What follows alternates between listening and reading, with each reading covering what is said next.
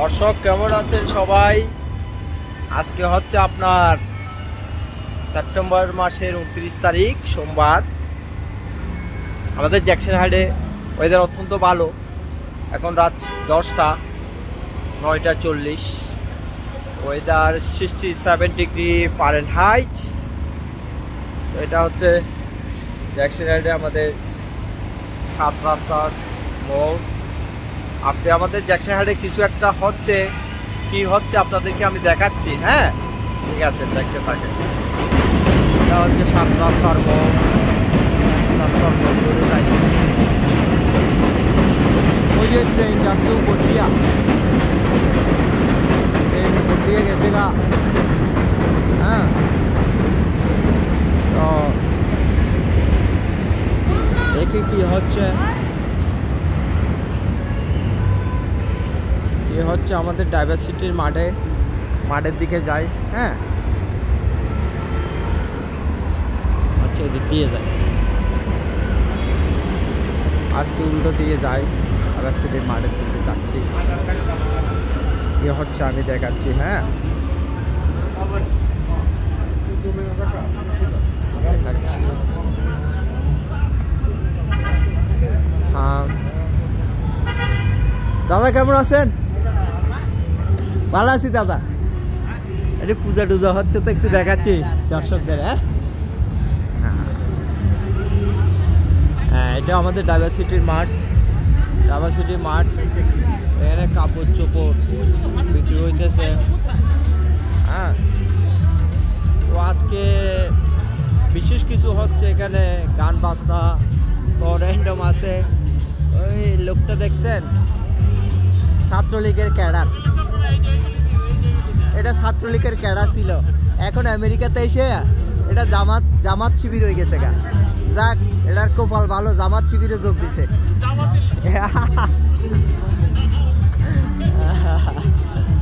ও লাইটের অনেক আছে,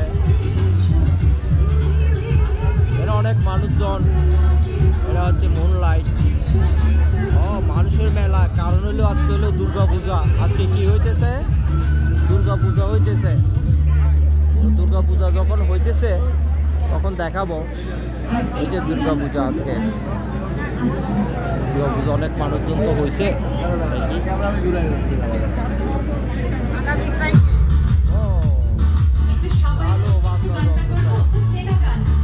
গান হইতেছে,